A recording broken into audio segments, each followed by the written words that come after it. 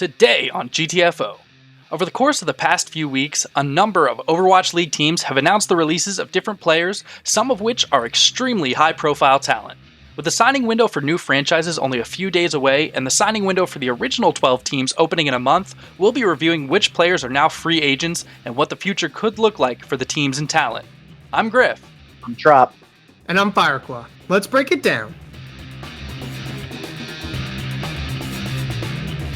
So, as we said in the intro, we're going to be talking about the different releases that have taken place over the course of the past few weeks. You probably heard, if you're following the league, about a few of them, but we're just going to be kind of running them down and saying, where these players could be going, what the future looks like for them, and just kind of get into some of the bigger ones, especially. So, first of all, I guess we're just going to go kind of team by team and talk about each one.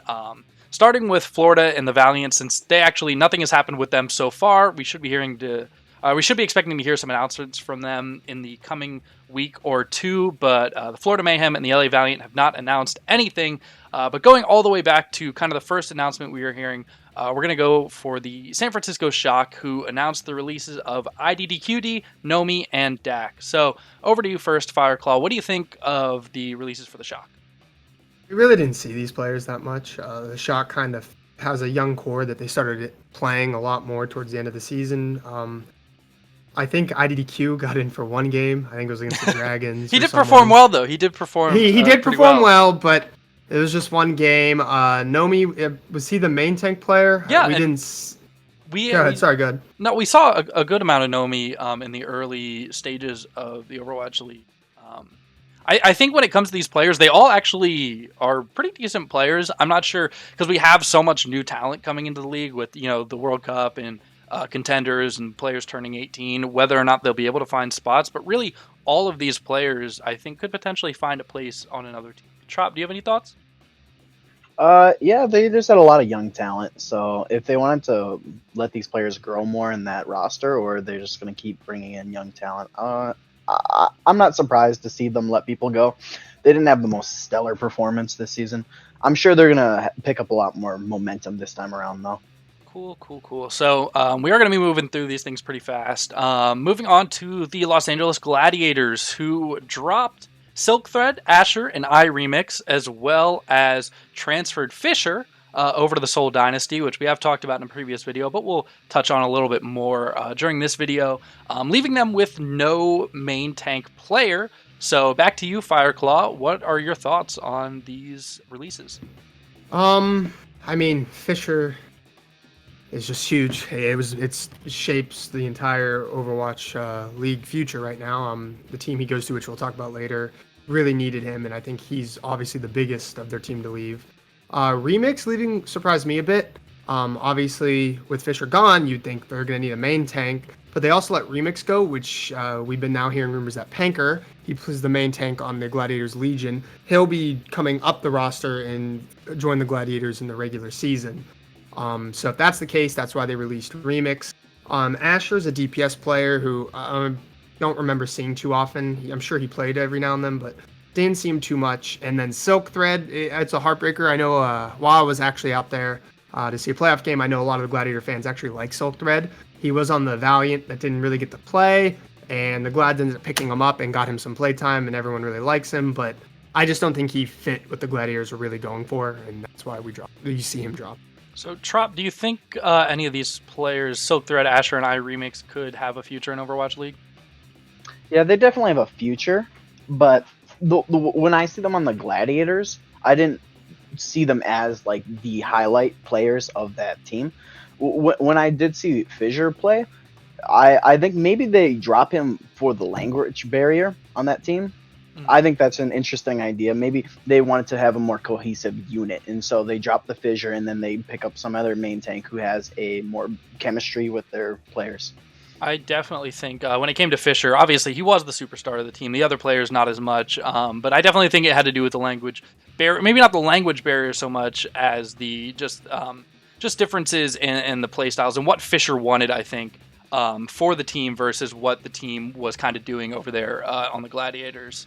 I'm not so sure Fisher wanted to work to get over the language barrier. I don't want to say that. That sounds so bad, but I don't think Fisher wanted to try to break down the language barrier when he knew he could just get on a team that didn't have that problem. I think that was kind of the whole. Definitely, I think that Fisher was much more interested in moving to a team, an all-Korean team. And on the topic of that, we're going to touch on the Seoul Dynasty now. So Seoul, they dropped Miro on main tank. They dropped Guido and Wakid, and Gambler moved to a streaming role for Genji Esports or whatever they're called. I can't exactly remember. But they did add Fisher as well. So a lot of changes there. Trop, start us off. Tell us about these Seoul changes. Overall, with the Soul changes, the one that excites me most is the Gambler moving over to Genji Esports. That's their face of the team that was before the Seoul Dynasty. That was their official esports name, and with him being the face of Genji for Overwatch, Gambler gets to represent that team more, and he gets to become more of a social media content creator for them. And I really like to see that in players. I like teams that have faces of their content creation. For the rest of the players, I'm sure Fireclaw has a million things to say about it. I can't believe they got rid of Gambler. Toby is 24, Gambler is 19. I think Gambler really showed potential. I think he could fit into that role. I was shocked that they released him.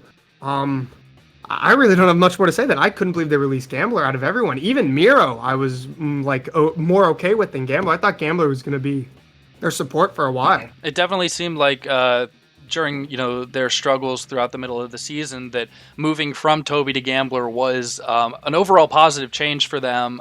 Gambler taking over that main support role. It seemed like the move, but perhaps this could have to do with meta changes. They could have their eyes on a support player who currently isn't in the league, or potentially Toby. Now that Mercy isn't as important in the meta, we could see a resurgence of Toby, which I definitely think, Trop, you did make some good points there about moving over to a streaming role, kind of being the face of a different of the company. I think that's important too as well, and I think that suits different players a lot better. I think sometimes the different environment involved with being a professional 100% of the time player can be stressful or isn't the right fit, and I think it is pretty cool to see players move to an overall streaming role and to kind of being the face of a team and that sort of stuff. And let's finally touch on the Miro and Fisher situation. Back to you, Fireclaw. Talk about the addition of Fisher. The addition of Fisher is huge. Without a doubt, Seoul's biggest problem throughout the entire season. We saw Miro struggle a lot, and then even Jaehong get thrown onto the main tank, just trying to find something that works. I think that them being able to stabilize that main tank position will really enable their DPS, Fleta. He had a really average season for, I think, his potential. I think people kind of almost forgetting about him. He really is an incredible Widow, and I think having a better main tank that just provides more space and just that core is going to be huge for them. And then dropping Miro, although Miro's gone, I expect him to find another team. I think. He's got a lot of problems to work out, but at the same time, he was a legend for so long. And with all the new teams coming up, I imagine we'll see him get picked up. By what team, I'm not sure. But adding Fisher is just huge for Seoul. Absolutely. So moving really quick into London, not much has happened for the Spitfire. They did pick up a new head coach who, looking at his past records on different Overwatch League teams, or not Overwatch League, but different Overwatch teams, not so great.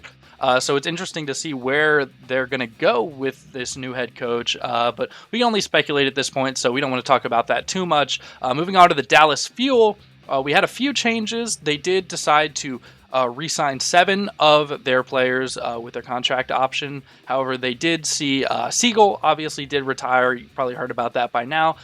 Coco was moved to an assistant coach role within the team, and Chip Cyan was released. So, Trop, over to you. Talk about these changes to the Dallas Fuel. Yeah, having Coco on the assistant coach role makes sense, as he's a player who's invested in the team. He knows the other players that are on that team, and he can work with them.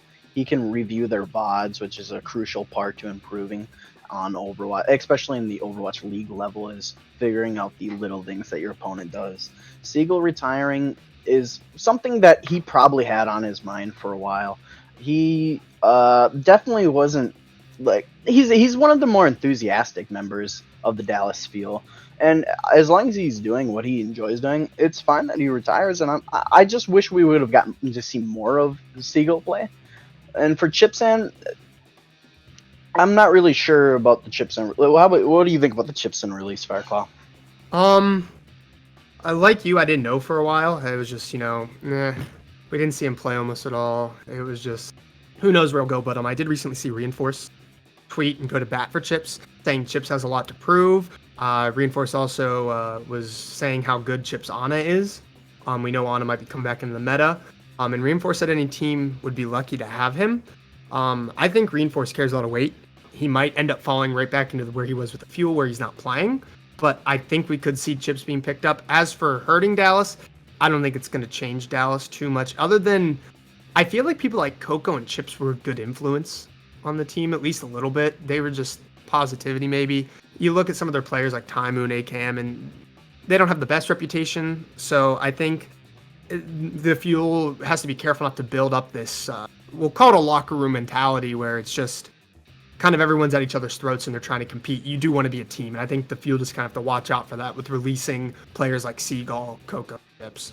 Well, Coco has been moved to the assistant coach role, which I think is overall going to be very positive. It is important to note, too, that Arrow, in a past interview, was talking about players who weren't playing and the importance of them being involved and being at practice, with the rest of the team. And he specifically mentioned that Coco was always there, with the team, kind of working with them. So I think this is going to be a perfect move for him. It's almost like a role he was already playing within the team, but now he's going to have a little bit more authority. And I think it could definitely do a lot to alleviate that kind of any sort of negativity or toxicity within the Dallas Fuel, team. So that's going to be a little speculation. Well, a little speculation I want to make real quick is that you look at who the Dallas Fuel have with Arrow and Jane. I think we could see Coco maybe becoming a head coach of a team maybe in the future if he really does fall into this assistant coach role. Well, we might see him move up because he's under some decent coaches right now. We could maybe see him grow. That is definitely a possibility. But moving on to Shanghai, the 0-40 winless Shanghai Dragons have released their entire roster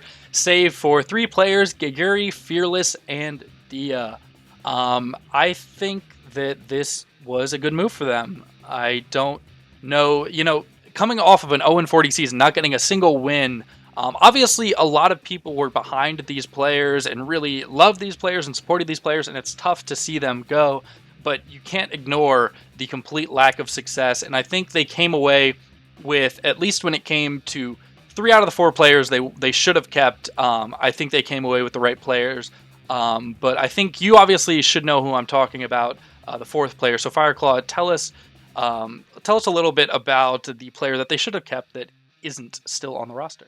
I hope you're talking about Otto. I am talking about Otto. He was just... I can't believe they dropped him. If there were 2 routes I think Shanghai could have went, the one where they kept probably their core, and I think Otto was a part of that core, so I think they didn't do it perfectly, or they probably should have just cleared everyone. Either way, dropping Otto seems like a huge mistake. He just came in, and although obviously it didn't get them a win, I think just bringing an Otto showed how good of a Genji player he is, how good of a DPS player he is, and I am willing to bet my life that he gets picked up by some team. There's a lot of teams that need DPS players. A lot of teams were dropping DPS players. There are a lot of new teams coming in. I think we're going to see Otto, so I can't believe they dropped him. Trop, what do you think about the players that are remaining? Well, they kept Geguri and Fearless being their tank lineup, which means they're definitely going to be building around them as their South Korean tank lineup of Geguri and Fearless. Dropping Otto is a surprise because he was part of their South Korean. They're originally going for this all Chinese roster, and then they bring in these South Korean players. To see them drop, which could have been potentially their best South Korean player out of all of them, really does surprise me. I'm glad to see they kept Dia, though. That's a highlight for me, at least. Yeah, I think Dia definitely was, kind of, they had that DPS duo of Dia and Otto, and I think that Otto shined a lot, but I think that people may have slept on Dia a bit. I think Dia is an extremely talented DPS player, and I'm happy to see the 3 that they did keep are really solid players, and they should be able to build a good team around those three moving forward. We are going to move on now to the Houston Outlaws. I don't really have too much to say about what's going on here, other than let's just say that they moved Clockwork and Mendo to non-player roles within the organization and released Fact Fiction. I think the important thing here for me is the movement of Clockwork to a non-player role, because Clockwork was supposed to be, when he came out of the team, a Tracer player for them. Obviously, they struggled with the Tracer role throughout the season, and I think moving forward, even though Tracer isn't in the meta, they may be looking to pick up a solid Tracer player. So what are your thoughts, Fireclaw? Like I said, there's not too much to say. I think Clockwork and Mendo being moved to non-player roles is fine. I think a lot of teams are going to be doing that as the years progress. They're going to be taking previous players, moving them in. I think I said from day one, I expect a player like Fraggy on the Philly Fusion to be moved to a non-player role one day. Who knows? But I think that's something a lot of teams will be doing. Releasing Fact or Fiction, I know a lot of people want to know if he's going to be on another team. I'm worried he might not actually get picked up, even with all the new teams coming. This is like his second chance that's now gone by. Originally, he was on Team USA. Are you saying this is the shot? I think the shot might pass. I think it's passed. Oh, no. They took him to in and out, and he blew it. He was on Team USA before the Overwatch League, and then the Overwatch League was created. No team picked him up. And then I think it was in the middle of Stage 1 or at the end of Stage 1. Houston picked him up, but didn't really play him. I think he might be, I don't want to say damaged goods, but I don't know if I see him getting picked up. I think his shot's over. He didn't do an agilities and turn it around. I know Trop is a big Outlaws fan, however, so I'm going to give him a chance to say what he thinks on some of these changes. Yeah, with the whole Houston Outlaws and what they decided to do with this, it definitely makes me very sad to see Fact Fiction go, because he was a player I was invested in. He was a main tank second to Muma, and it's pretty hard to overcome what Muma brought. I believe they let Fact Fiction come in and play on maps that Muma wasn't comfortable on. And at the end of the day, I think this release is the result of them just deciding to stick with Muma throughout the entire map pool. And it makes me sad because I was invested in him as a player. Okay, so that's going to be all for Houston then. Moving on, I want to go to Boston next. And there's a reason for this, and it kind of has to do with Houston. So Boston dropped Mistakes, Snow, Kalios, and Avast. Fireclaw, over to you. What are your thoughts on these drops? I think three of them don't mean anything. Not to me in particular. I have to disagree with that, but maybe Kalios, if you're thinking of anyone, but Snow, Kalios, and Avast to me weren't incredible players. I think Boston's happy with Aim God. Snow didn't see any play time. I think that Boston knows what they're doing when they drop most of these players. And then you get to the mistakes, and you're like, boy, that was a mistake. I don't know how you can drop a player that comes in after the biggest scandal in the Overwatch League. The team that has the biggest scandal right now, they bring in this guy, or he moves up off of the bench, and they have a 10-0 stage. And you're not going to, at worst, keep this guy on reserve. You're going to get rid of him? That, to me, I think, who's the head coach? Is it Huck? He's either the owner of the... Yeah, change his gamer tag to joke. This is a huge misplay. It is a mistake. I do want to talk about that. I definitely agree. I think Mistakes is an incredible player. I think he didn't have as much of a chance to shine because, he was always dealing with... It felt like he was always, up against a huge challenge. He had to come in, he had to pick up all these different heroes that he wasn't used to playing, and I think he did an incredible job at it. I think he has a ton of talent, and I do think it was a mistake for them to release him. The other player I do think that was important would be Kalios. I do think he could potentially have a future on another team in the Overwatch League. But back to the mistake situation, obviously we talked about the signing window for new franchises is opening pretty soon. With I think it's like 5 days from now, and then about a month from then, we're seeing the signing window open for franchises that the 12 that have already been in the league. I think if Mistakes isn't picked up by the time the 12 team signing window does open, I think the Houston Outlaws have a huge chance of getting Mistakes, and I think that would be a great fit for their team. He was a Tracer specialist prior to coming into the Overwatch League, and now he's shown that he can flex onto a ton of different heroes. He's an incredible player. And I just think that Houston Outlaws and Mistakes could be a perfect fit. But Trop, you are a resident Houston fan, so tell me what you think about that. Well, with Mistakes coming onto the team, I don't know if that would happen because we have picked up Arhan, which he hasn't seen much play time, but he's definitely developing during this off season right now. And I don't imagine that they're gonna replace Arhan or Linkser with Mistakes. You could see, Jake is also Do a you? big face here. He is. Do you think Arhan will pick up that tracer role then? Because Links are tried and he didn't really do it. They need him on the Widow. Jake can't do it, or if he's been working on it, he's got a long way to go. And Arhan was really the projectile DPS that they brought. Aron was supposed to come on and be good with the Tracer. He needs time to develop, I think. I think Arhan is going to be their developmental pick, and I don't think they're going to take on Mistakes because they already have one in the oven. I just think what Mistakes brings is something that Arhan really can't. He brings that extremely high level tracer play, but he also has, that option now where he can flex onto different heroes. He's becoming kind of that flex pick who can do so many different things that we see guys like Prophet and EQO are able to do. I think within a few years, Mistakes could be, one of those players. Even maybe next year, we could see him really come into his own as a player. I think he's exactly what the Outlaws need. We don't want to dwell too long on this. I'm sorry for cutting you off. Real quick mention, just real quick, is just we don't want to go over the fact that Arhan is Korean. Mistakes does speak English coming right out of the gate, which would be a boon for the Houston Outlaws. Absolutely. But moving on now, we only have a couple more teams to talk about.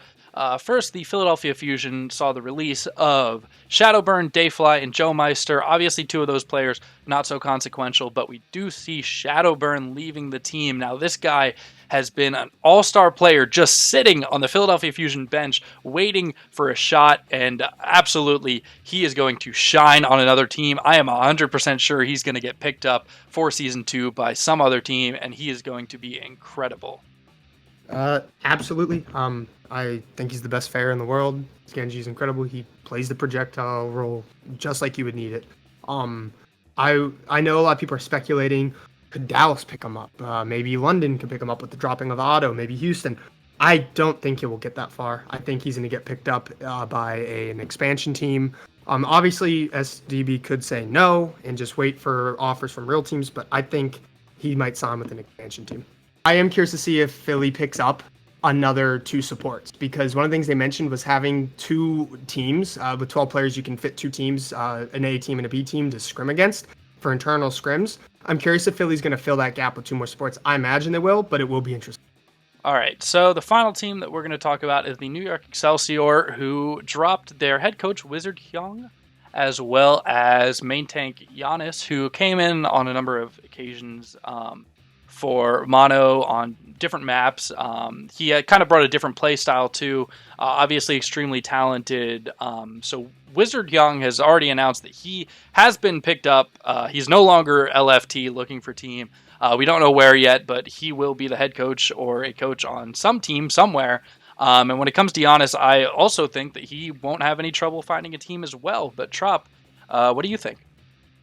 Overall, with the New York's decisions to drop these 2 people, I don't think it's going to have a big impact on them. I think they're still going to be a top-tier team even after this. Fireclaw, your thoughts on this? Yeah, no, obviously.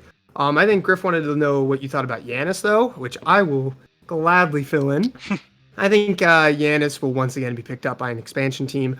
Some of my big free agents are like Giannis, SDB, Mistakes, Miro, maybe. I think those players are going to get picked up by expansion teams if we hit the 6 number that's been rumored. If we only see 2, I think then we'll see some of these players falling to other teams, specifically probably Miro. But I think Giannis will be picked up again. And then the team that Wizard went to, I couldn't even begin to speculate, and I don't want to I don't want to. I don't want to mislead the public. Any team would probably want him besides maybe the Final Four in playoff. All right, so that is going to be it for us today. We will be bringing you all of the new signings, stuff as it happens coming with the league. We're also going to be covering the next group stage of the Overwatch World Cup, so look forward to that. If you guys enjoyed the video, please remember to go leave a like, subscribe to the channel, let us know your thoughts down in the comments below. But that is all from us. I'm Gryf, I'm Trop. And I'm Fireclaw. and this has been GTFO.